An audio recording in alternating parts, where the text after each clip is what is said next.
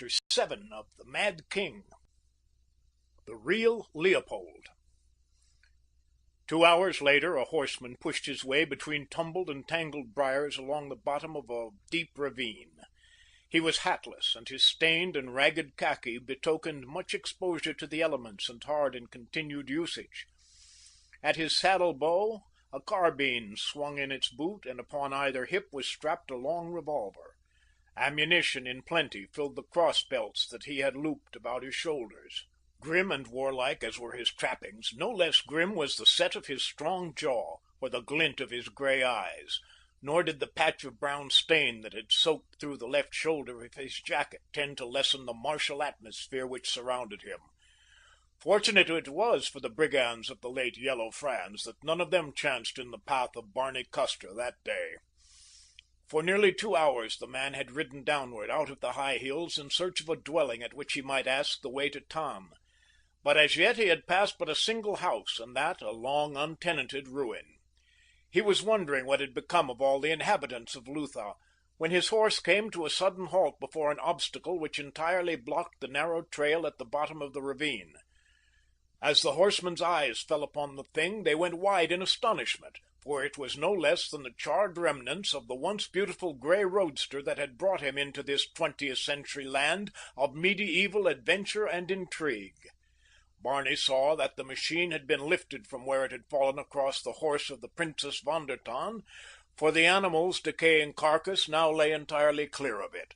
But why this should have been done, or by whom, the young man could not imagine.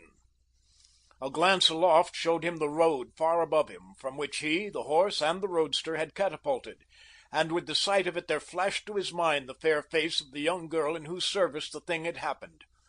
Barney wondered if Joseph had been successful in returning her to Tann, and he wondered, too, if she mourned for the man she had thought king, if she would be very angry should she ever learn the truth. Then there came to the American's mind the figure of the shopkeeper of Tafelberg, and the fellow's evident loyalty to the mad king he had never seen. Here was one who might aid him, thought Barney. He would have the will, at least, and with the thought the young man turned his pony's head diagonally up the steep ravine side. It was a tough and dangerous struggle to the road above, but at last, by dint of strenuous efforts on the part of the sturdy little beast, the two finally scrambled over the edge of the road and stood once more upon level footing. After breathing his mount for a few minutes, Barney swung himself into the saddle again and set off toward Tafelberg. He met no one upon the road, nor within the outskirts of the village, and so he came to the door of the shop he sought without attracting attention. Swinging to the ground, he tied the pony to one of the supporting columns of the porch roof, and a moment later had stepped within the shop. From a back room the storekeeper presently emerged, and when he saw who it was that stood before him, his eyes went wide in consternation. "In the name of all the saints, your majesty," cried the old fellow, "that has happened. How comes it that you are out of the hospital and travel-stained as though from a long, hard ride? I cannot understand it, sire." "Hospital?" queried the young man. "What do you mean, my good fellow? I've been in no hospital." "You were there only last evening when I inquired after you of the doctor," insisted the shopkeeper. "Nor did any there yet suspect your true identity." "Last evening I was hiding far up in the mountains from Yellow Franz's band of cutthroats," replied Barney. "Tell me what manner of riddle you are propounding." Then a sudden light of understanding flashed through Barney's mind. "Man," he exclaimed, "tell me, you have found the true king? He is in a hospital at Tafelberg?" "Yes, your majesty, I have found the true king, and it is so that he was at the Tafelberg sanatorium last evening. It was beside the remnants of your wrecked automobile that two of the men of Tafelberg found you. One leg was pinioned under the machine which was on fire when they discovered you. They brought you to my shop, which is the first on the road into town, and not guessing your true identities, they took my word for it that you were an old acquaintance of mine, and without more ado turned you over to my care." Barney scratched his head in puzzled bewilderment. He began to doubt if he were in truth himself, or, after all, Leopold of Lutha. As no one but himself could, by the wildest stretch of the imagination, have been in such a position, he was almost forced to the conclusion that all that had passed since the instant that his car shot over the edge of the road into the ravine had been but the hallucinations of a fever-excited brain, and that for the past 3 weeks he had been lying in a hospital cot instead of experiencing the strange and inexplicable adventures that he had believed to have befallen him. But yet, the more he thought of it, the more ridiculous such a conclusion appeared, for it did not in the least explain the pony tethered without, which he plainly could see from where he stood within the shop, nor did it satisfactorily account for the blotch of blood upon his shoulder from a wound so fresh that the stain still was damp, nor for the sword which Joseph had buckled about his waist within Blentz's forbidding walls, nor for the arms and ammunition he had taken from the dead brigands, all of which he had before him as tangible evidence of the rationality of the past few weeks. "My friend," said Barney at last, "I cannot wonder that you have mistaken me for the king, since all those I have met within Lutha have leaped to the same error, though not one among them made the slightest pretense of ever having seen his majesty. A ridiculous beard started the trouble, and later a series of happenings, no one of which was particularly remarkable in itself, aggravated it, until but a moment since I myself was almost upon the point of believing that I am the king. But, my dear Herr Kramer, I am not the king, and when you have accompanied me to the hospital and seen that your patient still is there, you may be willing to admit that there is some justification for doubts as to my royalty." The old man shook his head. "I am not so sure of that," he said, "for he who lies at the hospital, providing you are not he, or he you, maintains as sturdily as do you that he is not Leopold.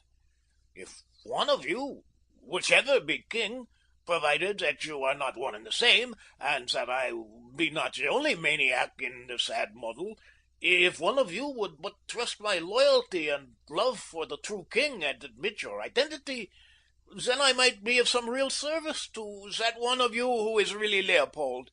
Herrgott, my words are as mixed as my poor brain." "If you will listen to me, Herr Kramer," said Barney, "and believe what I tell you, I shall be able to unscramble your ideas insofar as they pertain to me and my identity.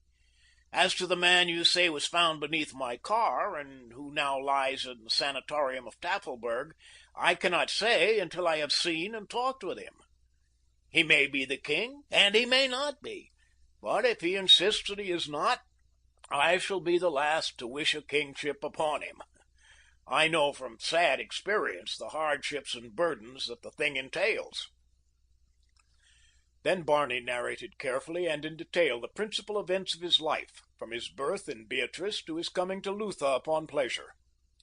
He showed Herr Kramer his watch with his monogram upon it, his seal ring, and inside the pocket of his coat the label of his tailor, with his own name written beneath it and the date that the garment had been ordered. When he had completed his narrative, the old man shook his head. "I cannot understand it," he said, "and yet I am almost forced to believe that you are not the king." "Direct me to the sanatorium," suggested Barney, "and if it be within the range of possibility, I shall learn whether the man who lies there is Leopold or another, and if he be the king, I shall serve him as loyally as you would have served me. Together we may assist him to gain the safety of Tann and the protection of old Prince Ludwig." "If you are not the king," said Kramer suspiciously, "why should you be so interested in aiding Leopold? You may even be an enemy. How can I know?" "You cannot know, my good friend," replied Barney. "But had I been an enemy, how much more easily might I have encompassed my designs, whatever they might have been, had I encouraged you to believe that I was the king.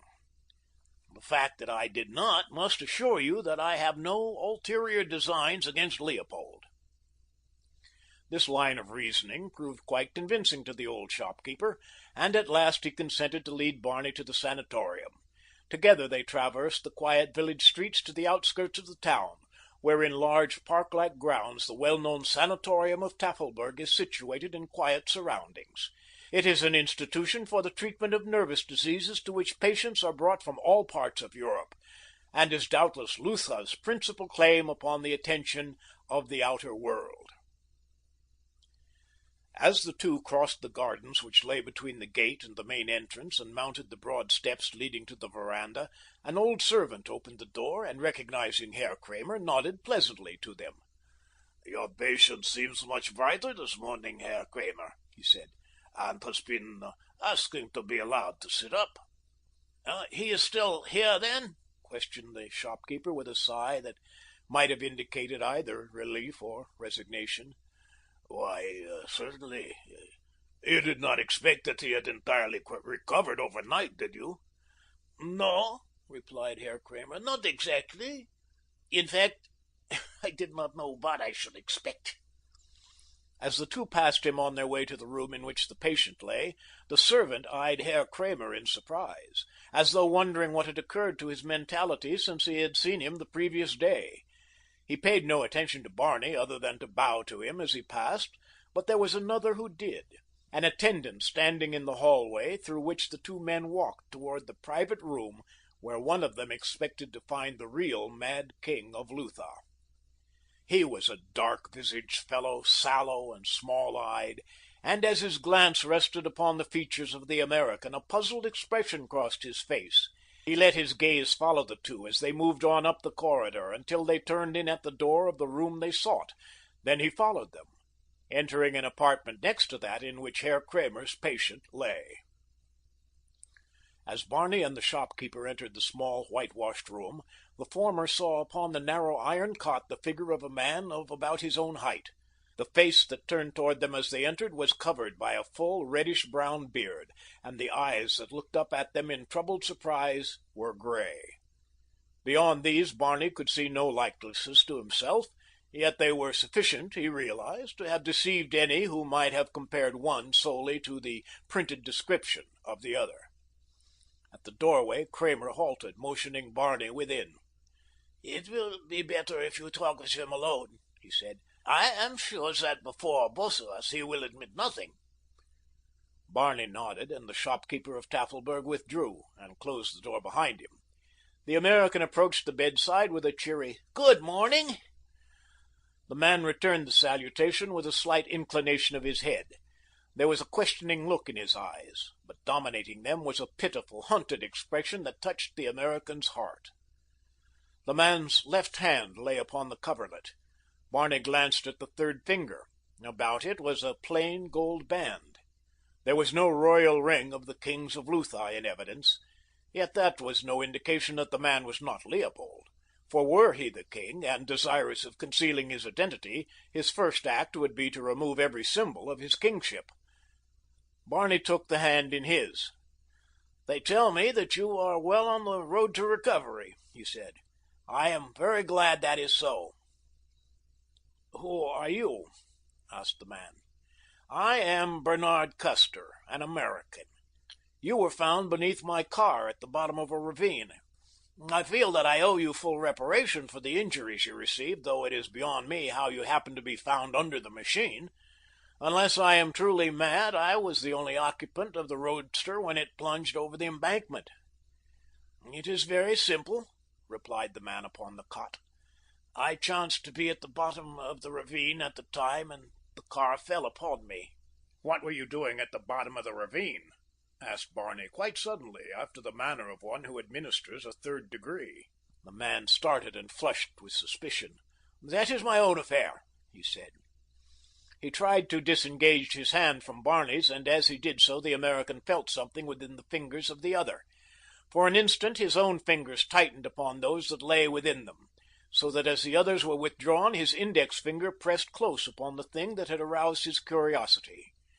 It was a large setting turned inward upon the third finger of the left hand. The gold band that Barney had seen was but the opposite side of the same ring. A quick look of comprehension came to Barney's eyes. The man upon the cot evidently noted it and rightly interpreted its cause, for having freed his hand, he now slipped it quickly beneath the coverlet. "I have passed through a series of rather remarkable adventures since I came to Lutha," said Barney, apparently quite irrelevantly, after the two had remained silent for a moment. Shortly after my car fell upon you, I was mistaken for the fugitive King Leopold by the young lady whose horse fell into the ravine with my car. She is a most loyal supporter of the king, being none other than Princess Emma von der Tann. From her I learned to espouse the cause of Leopold. Step by step, Barney took the man through the adventures that had befallen him during the past 3 weeks, closing with the story of the death of the boy Rudolph. Above his dead body, I swore to serve Leopold of Lutha as loyally as the poor mistaken child had served me, your majesty, said Barney, looking straight into the eyes of him who lay upon the little iron cot. For a moment the man held his eyes upon those of the American, but finally, under the latter's steady gaze, they dropped and wandered. "Why do you address me as your majesty?" he asked irritably. With my forefinger I felt the ruby in the 4 wings of the setting of the royal ring of the kings of Lutha upon the 3rd finger of your left hand, replied Barney. The king started up upon his elbow, his eyes wild with apprehension. "It is not so," he cried. "It is a lie. I am not the king." "Hush!" admonished Barney. "You have nothing to fear from me. There are good friends and loyal subjects in plenty to serve and protect your majesty, and place you upon the throne that has been stolen from you. I have sworn to serve you. The old shopkeeper, Herr Kramer, who brought me here, is an honest, loyal old soul. He would die for you, your majesty. Trust us. Let us help you. Tomorrow, Kramer tells me, Peter of Blentz is to have himself crowned as king in the cathedral at Lustadt. Will you sit supinely by and see another rob you of your kingdom, and then continue to rob and throttle your subjects as he has been doing for the past 10 years? No, you will not. Even if you do not want the crown, you were born to the duties and obligations it entails, and for the sake of your people you must assume them now. How am I to know that you are not another of the creatures of that fiend of Blentz?" cried the king. "How am I to know that you will not drag me back to the terrors of that awful castle, and to the poisonous potions of the new physician Peter has employed to assassinate me? I can trust none. Go away and leave me. I do not want to be king. I wish only to go away as far from Lutha as I can get and pass the balance of my life in peace and security. Peter may have the crown. He is welcome to it for all of me. All I ask is my life and my liberty." Barney saw that while the king was evidently of sound mind, his was not one of those iron characters and courageous hearts that would willingly fight to the death for his own rights and the rights and happiness of his people. Perhaps the long years of bitter disappointment and misery, the tedious hours of imprisonment, and the constant haunting fears for his life had reduced him to this pitiable condition.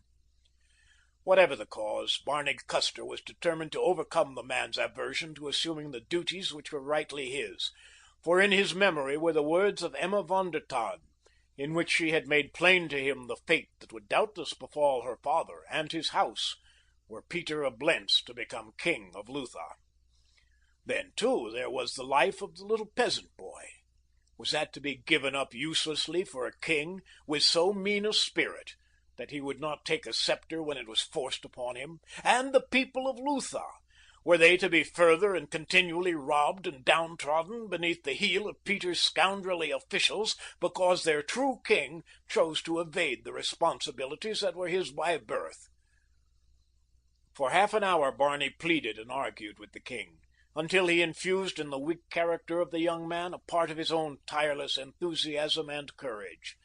Leopold commenced to take heart and see things in a brighter and more engaging light. Finally, he became quite excited about the prospects, and at last Barney obtained a willing promise from him that he would consent to being placed upon his throne and would go to Lustadt at any time that Barney should come for him with a force from the retainers of Prince Ludwig von der Tann. "Let us hope," cried the king, "that the luck of the reigning house of Lutha has been at last restored. Not since my aunt, the Princess Victoria, ran away with a foreigner has a good fortune shone upon my house. It was when my father was still a young man, before he had yet come to the throne, and though his reign was marked with great peace and prosperity for the people of Lutha, his own private fortunes were most unhappy. My mother died at my birth, and the last days of my father's life were filled with suffering from the cancer that was slowly killing him. Let us pray, Herr Custer, that you have brought new life to the fortunes of my house." "Amen, your Majesty," said Barney. "And now I'll be off for Tann. There must not be a moment lost if we are to bring you to Lustadt in time for the coronation. Herr Kramer will watch over you, but as none here guesses your true identity, you are safer here than anywhere else in Lutha. Goodbye, your Majesty. Be of good heart. We'll have you on the road to Lustadt and the throne tomorrow morning." After Barney Custer had closed the door of the king's chamber behind him and hurried down the corridor, the door of the room next the king's opened quietly, and a dark-visaged fellow, sallow and small-eyed, emerged.